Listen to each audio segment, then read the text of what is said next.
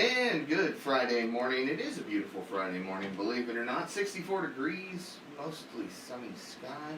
Tanner, you're on early. Good morning, Paul. They brought in the reserves this week. Apparently. Yep. They looked way down the bench. They're like, we're going to bring in the 12th man. Not the 6th man. We're going to bring the 12th man in this week. Yeah. Somebody had to do it, right? Yeah. Excited to be here. Like you said, it is a beautiful morning. Looks like it's going to be a beautiful weekend. Temperatures are going to be in the low 80s. Yeah. Possible chance of rain Sunday. Carry over early in the week, but That's okay, though. depending on who you ask, we really need some rain. We do. We do. So, Farmers are always happy with But rain. I can deal with the low 80s, not Yep. not any high humidity. That's what gets me, the high humidity. I'm not a humidity fan. Yeah, So, I agree. so we got a good program today. We're going to be speaking with Jessica Shafer, who is involved with all sorts of different organizations and businesses of her own. So we're going to get to that here in a little bit. Saw in the paper that the 2020 Summers Inn Festival over in Akron has been postponed until September 2021. Yes, I'm very sad about that. Thought that was coming probably, and then saw the official announcement. So Yeah. Now all that's left is the Kiwanis Fall Festival. yeah. So fingers crossed for that one. You know, how I view it is a lot of these festivals that are postponing until next year, it gives them a whole nother year to prepare, get ready, reorganize some things maybe if they weren't so sure about a few things, and make it even better. So Yep. next year's going to be a big year for all the festivals. Oh, yeah. So, like I said, we got Jessica on with us today, and one of the things she's involved with, she works at the record farm. So I thought I'd make our trivia question related around music this week, Paul. Okay. Actually, Sydney Berry, who's our marketing intern at First Federal, this is all her question. Her goal is to stump you. I She's know. got a few weeks left with us, so this was all her work. So, what was the #1 single for the week of July 30 to August 6th on the 1966 Billboard Magazine Hot 100? Oof. 1966 we picked up because that's the year First Federal was founded, and we tried to get the date as close as we could to the day. So, you got three options here. Was it A, Paint It Black by the Rolling Stones? Was it B, Wild Thing by the Frogs? Or was it C, Summer in the City by the Lovin' Spoonful? Ooh. And you get all show to think about that. Yes. So, Because I'm going to need it. good. That's what I like to hear. We might have a chance to stump you. You might. I won't Google anything, and she can sit here and Oh, watch I me. can If kind of go see to your the screen computer, from here a little bit. she's so, going to know. Yes. We got eyes on you, Paul, I from know. every angle. So. I need to go in my corner. Okay. Got some sports to talk about this week. Things are starting to come back and start up again. The IHSAA, which is, of course is the Indiana High School Athletic Association, they met Wednesday morning and decided that girls golf practice starts today, Yeah. Friday, July 31st. Other sports start practice on Monday. Volleyball matches can start on August 15th and football on August 21st. Then later that day, Marion County came out and said they were planning to push football, soccer, and volleyball back to August 1st. And then 2 hours later after that, they said, well, we're going to sit on that for about 2 or 3 weeks. Think about it, then we'll make up our minds. So, Yes. not sure what Marion County is going to do, but the rest of the states got the green light to get things started. So it's just wild when it comes to all these decision makings with around high school sports, college sports, even pro sports. Speaking of college sports and some local interests here, Notre Dame has elected to join the ACC conference for the 2020 season. So they will play 10 conference games, and that will start the week of September 7th. So what was supposed to be week 2, college football. And then they will play one non-conference game. Not sure who that's going to be yet. But they are eligible to play in the ACC championship if they qualify. Based Well, on good the luck to season. Notre Dame. Yeah, so they actually joined the conference, and I thought it was smart on the ACC's part. They said, okay, we'll let you join our conference. We get part of your NBC TV right money. So Yeah. Notre Dame's not going to get 100% of the TV money this year. They got to give some to the ACC conference. So. Sounds fair to me, though. At least they They're got kind a of season. they're kind of saving them. Yeah, the Yeah. conference is kind of saving them, saying that we'll let you be an honorary member this year. So, which they play 5 ACC opponents every year, anyways. And the Big Ten is rumored. There's nothing official. They're rumored to start on September 5th. That's what's interesting. These conferences are starting to decide, okay, we're going to play conference-only games, like the SEC announced that yesterday. But they're all, it seems like, starting on different dates. Yeah. But if they're not playing against each other, I guess it doesn't really matter. That's very If the true. Big Ten's not playing the SEC or the ACC, I guess it doesn't matter, they can all start whenever they want, get their own season in, and go from there, so. Maybe that's the way to do it. So we're gonna see, I mean, it's August tomorrow, and we still don't know a lot, so it's a lot of information gonna be coming out. The MLB has begun, like we said last week. The Miami Marlins had a bad coronavirus outbreak. I think it was up to 19 people last time I knew, coaches, staff, players. So they kind of halted things for the whole week, so their schedules had to be redone. So some of the teams they were supposed to play, Philadelphia Phillies, I saw had 2 members of their staff yesterday get it, so they had to halt things. So there's a couple teams that aren't playing right now while everybody else is. But with no bubble system, and when you travel, that's probably going to happen. Yeah. So you just got to kind of deal with it and find the best protocol to go move forward. It's going to be the weirdest year in baseball history. Weirdest year about every sport. And the NBA restarted last night. They are in the bubble system. They've been doing really well. They've had 0 cases since, I think, July 20th, when they tested. So they had 3 games last night, and then all the rest will be tonight. So I didn't think it was that weird watching without a crowd in the NBA. It kind of just seemed like a nice pickup game, but pickup game that actually really mattered, I guess. Right, yeah, I've heard people say, I haven't watched an MLB game yet, but I've heard people say those are definitely weird without a Yeah, crowd. it is weird. And MLB is trying different things with cardboard cutouts or stuffed animals or virtual crowd, pumped-in crowd noise, I don't know. But Stuffed hey, animal crowd, that'd be hats off to them trying to be creative, I guess. So that's all we got for sports. Probably have a lot more next week, but got a few tidbits here today. This day in 1928, just a few years ago, Only. MGM's Leo the Lion roared for the first time. He introduced MGM's first talking picture, which is White Shadows on the South Seas. I'm sure you've seen the MGM movie that the lion comes on and roars. Oh yeah. Oh, yeah. I mean, who has it? I know, that's a good question. I was more interested in the movie. On this day in 1989, the Game Boy handheld video game device was released in the U.S. Yes. Did you have a Game Boy? I did. I did too. Yeah, I think I had the original, then the color, then advanced, and then I don't think I got one after that. I had the original and the color. I never made it to the advance. Yeah. Of course, I had the special Pokemon Yellow version Yeah. of the color too. Oh, they had collectible ones come out. Oh, yeah. I think they're still making them today. Yes. I think. I couldn't tell you what the model's called, but The price is a little bit more Oh, just a little. than it was when the we were graphics kids. are just a little more advanced. So, but I was surprised. I did not know the original came out in 1989. I didn't either. On this day in 1995, the Walt Disney Company agreed to acquire Capital City / ABC in a $19 billion deal. I thought that happened more recently. I did too. Wow. Yep. Time flies when you're having fun. I guess so. Here's the real important facts this morning. Today is National Raspberry Cake Day. It's also Talking an Elevator Day. Uncommon Instrument Awareness Day. System Administrator Appreciation Day, and World Ranger Day. Now try to combine those all. Yeah, no. Yeah, too difficult. Have a cake in the elevator while you talk to your system administrator about it being Gold Ranger Day?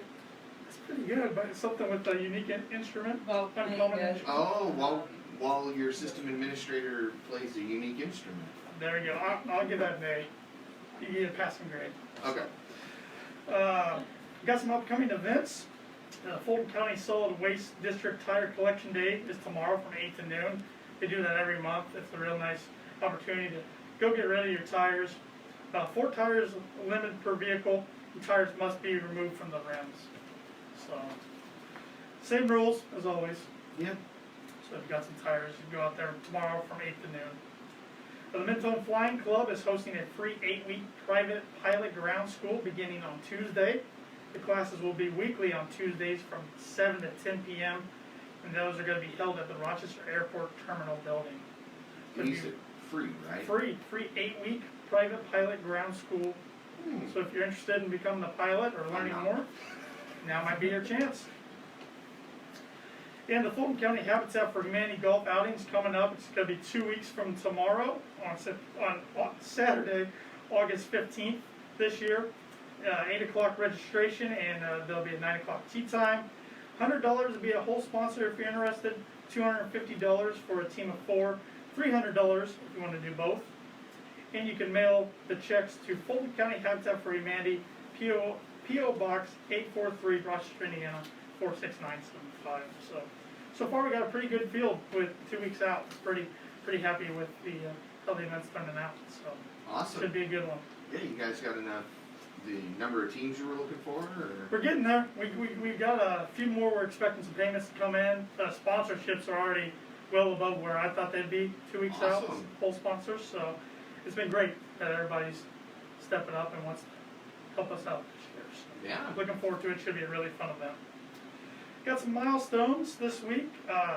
Congratulations to Dr. Ron Baldwin for celebrating his 25th work anniversary of being in practice this week. Wow. I think he held an open house earlier this week, so that's a long time to be in business. It is. He's seen many patients. I know he was saying in the Sentinel this week that he enjoys seeing patients that he's had for so long that now he's seeing their kids as patients. So that's pretty cool. It is. Yeah. So if you're Not looking very many doctors get that anymore. no.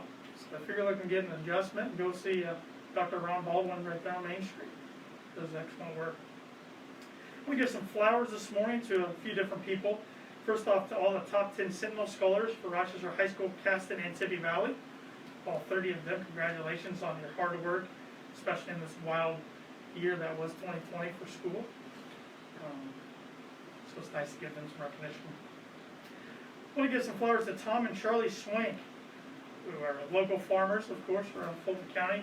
They were awarded the Hoosier Homestead Farm Centennial Award from the Indiana State Department of Agriculture. I saw that. Yeah, they were supposed to receive that originally at the State Fair. State Fair didn't happen, so they received it in a different way this year. But congratulations to them. That's a pretty big award to win, and both great people and hard workers, and couldn't go to anybody better. So congratulations to them.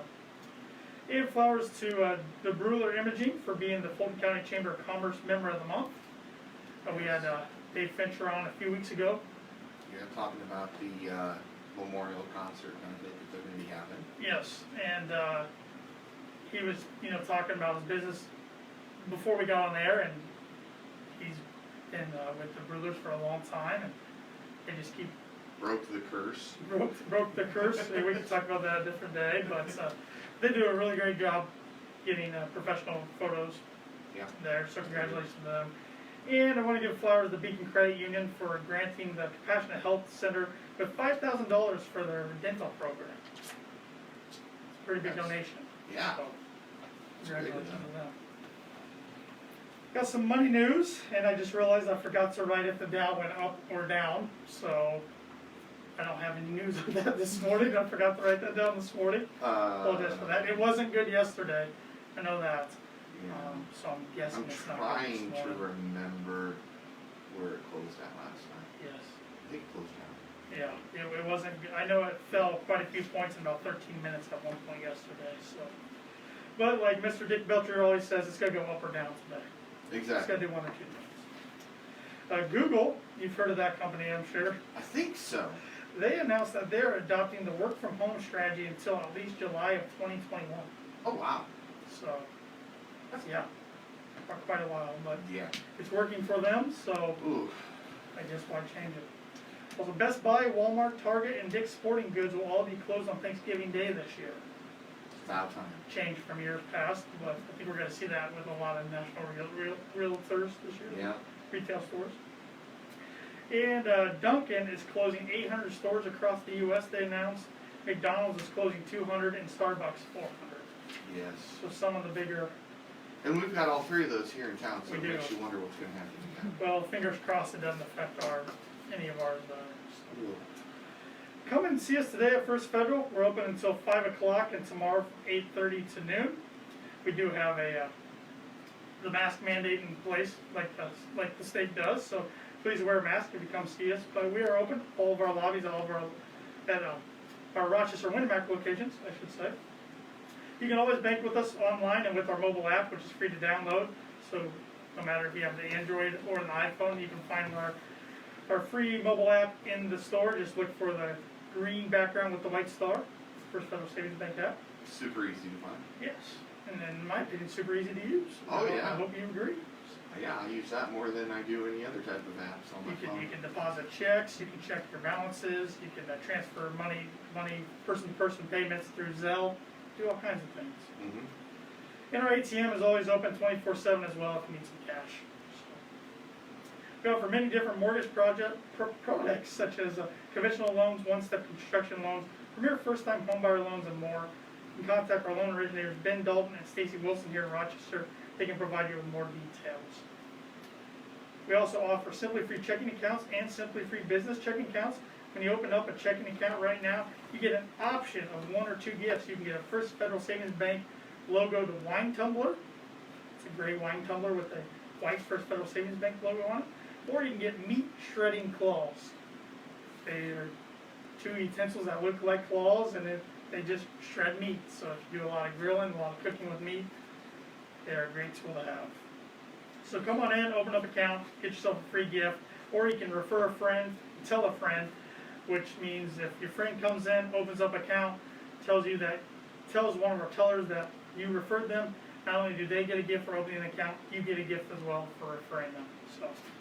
Yeah, I know that's one of the final questions they ask as you're opening the account. So what made you decide to come here? Yep. And I just said, oh, kidding. And I appreciate it. So. We also offer commercial lending for businesses. Contact Lindy Breeden for more information on that. And we also offer financial services. You can contact Mark Blueball or Brian Bell today for more information. Like us on Facebook. Follow us on Twitter and Instagram at FFBanking. Also like us on LinkedIn and subscribe to our YouTube channel. So we are all over the social media platforms. We try to post on there pretty frequently, so keep up to date with the latest news, products, and services from First Federal Savings Bank on any of those platforms. We're the only locally owned bank in Fulton County. We don't want to be the biggest bank, just the best. Borrowers must meet underwriting guidelines. We're FDIC insured and an equal housing lender, and our NMLS number is 399927. We are now legal and ready to lend. And that means it's time to let you introduce them. Yeah, it is time. It's for the meat of the program here. We're speaking with Jessica Shafer today. I'm going to make sure I get all of these businesses that you're involved with correct. You're involved with Rad Entertainment, Mixed Medium Design, Digital Wolf, and Record Fall. Correct. All right, that is a lot. That is a lot. But first off, one thing I wanted to ask you is, you grew up in Rochester. Yep. You're a 2008 graduate, Rochester High School. Mm-hmm. But then you left Rochester for a while, correct? What made you want to come back? Well, I didn't decide to come back. Okay. Then it grew on me. Okay, So, okay. Yeah, so it was unfortunate circumstances, and then I started to really enjoy being back once I got involved with the community. Yes, and that's what I was going to ask you. You were very involved with the community. What made you want to get involved with the community? Well, I started seeing more people that I knew involved in organizations, and I never volunteered for anything before. So my first event, I went to Dave Fincher and volunteered my design services for his Fincher for Mayor campaign. So that's when I started, and then the next event was a Living Local, and I had my first booth, and that's when it really kind of took off, and I got really involved with what was going on. And then I joined the Rochester Downtown Partnership that hosts Living Local Fest, and then started really just going from there. Awesome.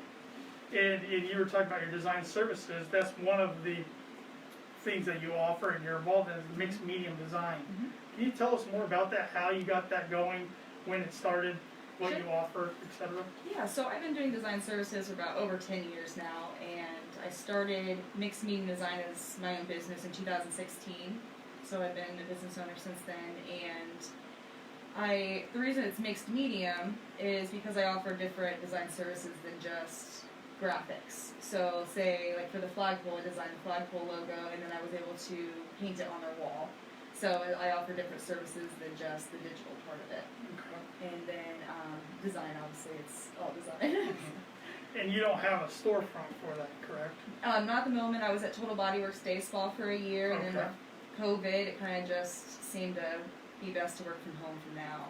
how can somebody get a hold of you if they're interested in having you make a design for them? Or Sure. You can go to my website. It's jessicashafer.com, SHAFER, or you can email me at mail@jessicashafer.com, and I'm on Facebook and social media, so there's multiple ways you can find me. and what is Rad Entertainment? Rad Entertainment is a media production company owned by Tony Walters and Rebecca Erb. They're out of Logansport, and they're producers, they're photographers, models, and they have a team similar to what Digital Wolf does with different mediums where they produce movies. And I've been asked to come on the team as their one of the graphic designers for the social media posting, flyers for events, and anything that they need, because they host film festivals. So the next one is going to be Midwest Horror Fest in Logansport at the State Theater. So a lot of it's kind of crossover to what you do already with mixed medium design. Yes. So it's not a lot of new projects or new skills you have to learn, I guess. Right, yeah, and that's kind of what's nice about it. It's like we're all in this little network. Same with the record farms, long live the network. And everybody just kind of collaborating and working together and pushing each other to do projects or, separately or together. It's pretty great. And that is another thing I wanted to talk to you about. I think if anybody's been in the record farm, they've most likely seen you working in there, or if they follow them on Facebook, they've seen you post some videos on there, kind of the new face of the record farm. When did you start there, and what made you want to get interested in working there?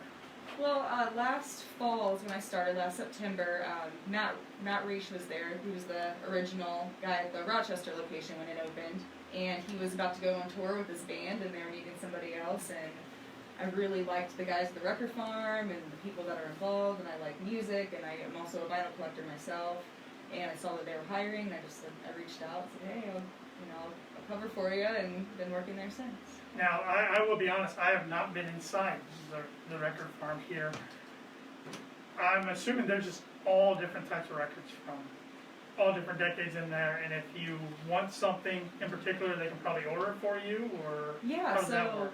with the we have used collections and we have new collections. A lot of them are reissued, so they're not necessarily new on vinyl, but they're repressed from earlier time. So the newer ones we can order. They're a little higher cost, but the used, it's kind of a hit and miss. Like we can check the Logansport, we can check our warehouse. We do have a warehouse full of vinyl. Oh. But yeah, the genres definitely change from big bands to country to rock, heavy metal, folk. We have it all, so we try to accommodate everybody. Now, what if I had an old collection of records I was looking to get rid of? Do you take those, or yes, we do. Or purchase those? We buy, we trade. Yeah, so at this moment we're not doing as much because of not being open full time. But yes, on the regular we buy CDs as well, cassettes, and LPs. We're speaking this morning with Jessica Shafer of Rad Entertainment, Mixed Media Design, Digital Wolf, and Record Farm. You said you're not open during your normal hours right now. What are the normal hours and days for? I guess, what are the new normal hours and days for right now? The new normal hours are Thursday through Saturday, 11 to 7. And previously they were? Wednesday through through Saturday. Okay. We started slow. We did Friday and Saturdays, noon to 6, just to see how it was going, and everybody kept coming in, so we just kept opening. Yeah, sure. Opened a little bit longer. Sure. The other project I wanted to talk to you about is the Digital Wolf Network. I know it just started off as a magazine, and it's really expanded from there. Can you tell us a little bit about that? Yeah, so Shelby Lopez is my partner, and we started a project. It was actually under Mixed Medium Design, and so it was Digital Wolf Magazine. It started out at Creative Natives of Indiana, so we had a lot of locals of Rochester, all doing different creative things, and then we were pushed to do another one, so we thought of another theme, and so now we're on our 4th edition, and instead of calling it Digital Wolf Magazine, we have a Digital Wolf Network, and have all these different projects within a network, or even little communities. So now my mixed medium design is under Digital Wolf, so I've kind of flipped it. Yeah. And now we do a podcast with Moose here, and so it kind of made sense to have an umbrella of a name and then work within that. So now we're on our 4th edition, and we're going to keep going. I was just going to say, now you're working on your 4th edition. That's quite an accomplishment. Thank you. I mean, that's really impressive. And how do you guys go about finding people to enter? So we start with a theme. We kind of have an idea of what we want to write about for that edition, and then we focus on a person. So we call them creative natives. So we find somebody that fits that theme, and then we write a story about them, whether it's fiction or nonfiction. So we can either write about them or make up a story that fits within the narrative of the theme. And but it's the people that we find are within the network already. So we found somebody that we had in the first edition. They're like, hey, I know this person who does this. So we've been continuously being told about different people that we can go back to when that edition fits. Because there's a lot of people we want to put in our magazine, but it's not fitting yet. Sure. So once we have, like next year, we're going to have quarterly editions. Okay, wow. So next March, we'll have another portfolio so we can get more people and just kind of show off like what everybody's doing without a certain theme, and then we'll go into their next themes for the year. And I'm guessing with coming out with on quarterly, you might have to expand your team even a little more. I don't Or think no? so. No? I think we have a Okay. really great team. We have 6 of us. I do the creative directing. I kind of delegate the tasks of everybody and get like the social media, all of that, and then I do the designing of the project, the magazine. And then Shelby is we call her our photojournalist. She goes out and writes the stories, takes photos, and then we have a creative writer, Brian Walsh, here in town, and then we have 2 editors. And then I have a graphic designer now that actually will cover me and check my work. Oh, wow. So it's a lot helpful, really Yeah, helpful, because definitely. when you're looking at the same project over and over again, you miss so many things. Yeah. You need someone to check you. And So you it's, just get tired of looking at it, and you want Yes. somebody else's point of view. Perspective. absolutely. So yeah, their team is pretty solid right now with the magazine. And what's really cool about it is so we don't have to branch off that way. Is if somebody so like one edition we had Rad Entertainment in there. They're photographers. They already had their photos, so we got to just put their photos in and credit them. Okay. So we kind of get to show people, get to show their skills still without us taking over with what they're doing. Yeah, that's neat. That's neat. And how can somebody purchase one of these magazines if they're interested? Sure, you can go to our website. It's digitalwolfnetwork.com. It's on our shop page. You can reach out to us on Facebook. You can email us. The magazine is digitalwolfmag@gmail.com. But yeah, we're all over. You can find us. But the easiest way is definitely go to our website. We have them actually at the Chameleon's Closet and the record store as well. All over the place. Pretty easy to access. And when can people expect to see the 4th edition? The 4th edition releases on Halloween. Ooh. We always release on a full moon, and it's full moon this year, and it's a Saturday. Yeah. So we'll have a location and time set up later, closer to date. But so this will be the 4th edition, and it goes along with the theme of being the 6 senses. So we have the 5 senses, your touch, taste, so on, and then the paranormal. Yeah, that kind of really lined up for you, didn't it? It's perfect, that's yeah. awesome. So, well, congratulations with everything you've accomplished and everything you're involved with. And thank you for being a young, creative mind around the community. We really need a lot more. Well, you're right in our network as well. You're another creative. Well, I appreciate that. But thank you for joining us this morning. Really appreciate it. Thank you very much. All right, Paul, you ready? I'm ready. You've had all show to think about this. And I have been thinking about it. Okay, we're gonna read our trivia one more time. Okay. What was the #1 single for the week of July 30th through August 6th on the 1966 Billboard Magazine Hot 100? Was it Painted Black by the Rolling Stones, Wild Thing by the Throgs, or Summer in the City by the Lovin' Spoonful? Jessica, do you have a guess? I do have a guess.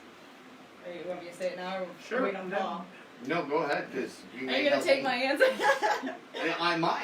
I might agree with you. There's 2. I'm on the fence, but I think I'm gonna go with C. See the Summer in the City by the Lovin' Spoonful? Yep. Paul? I'll go B. Paul's correct. It is B, The Wild Thing by the Nice. Throgs. That You would honestly know. was just a wild guess. It was a because, wild guess. Yeah, I knew it had to be one of the either B or C. And you went with C, so I figured we'll cover the bases. I'll go B. You were correct yet again, so I'll have to try to stump you next week. But let's close with these words of wisdom by P.T. Barnum, who was an American showman. No one ever made a difference by being like everyone else. That is perfectly fitting. I thought so. Thank you very much, Tanner. Look forward to seeing you guys back next week. We'll be back. Thanks, Paul. Thanks.